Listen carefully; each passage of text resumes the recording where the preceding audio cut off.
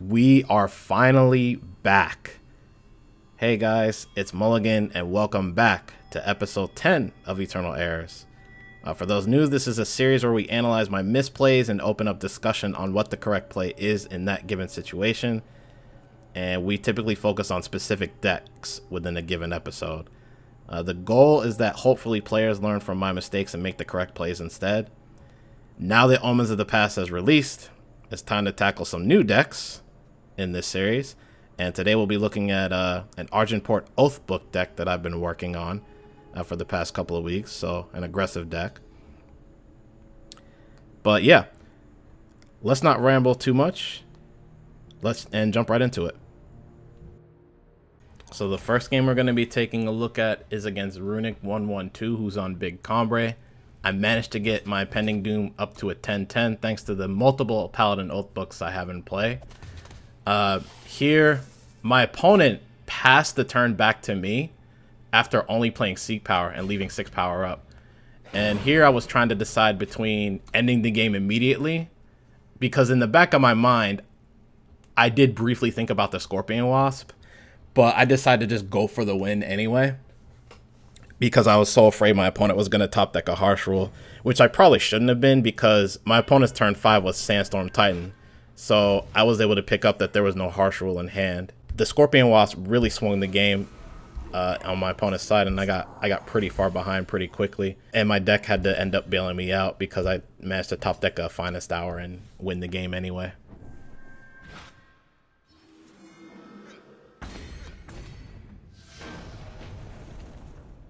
The next game we're going to be taking a look at is against Webs 117, who's on Skycrack aggro. And we're in a pretty tight race here. Webs equips an Ornate Katana onto the Sensari Brigand, top decks a Shogun Scepter off that, and then puts that on one of the Vadiuses in play.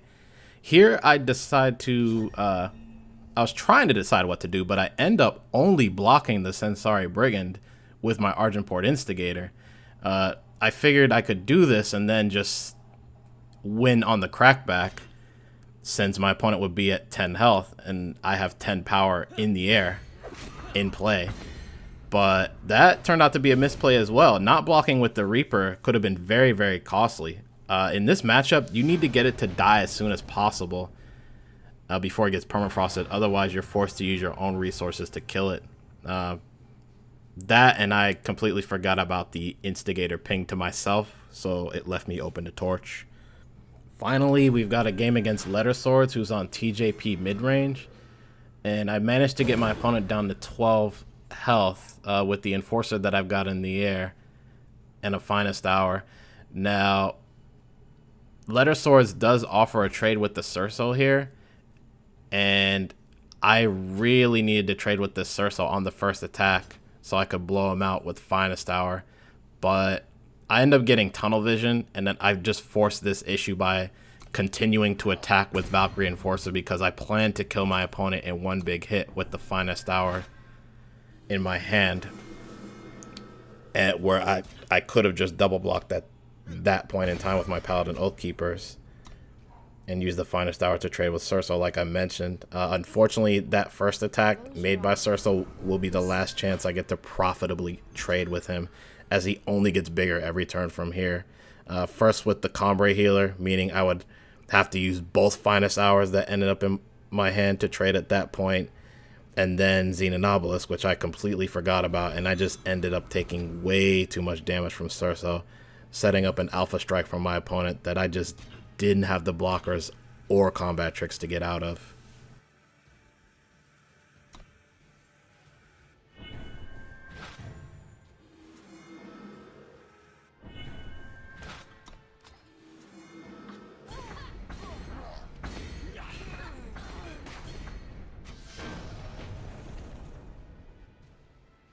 That's it for this episode of Eternal Errors. Thank you so much for watching.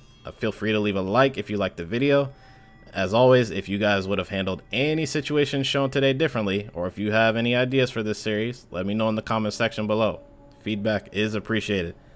For those new, if you like what you saw, feel free to check out my previous episodes in this series by clicking the link on your screen. And also consider subscribing to the channel. if you don't want to miss future episodes or any future Eternal content that I put up on my channel in general. But anyway, thanks again for taking time out of your day to watch this, and until next time, take care.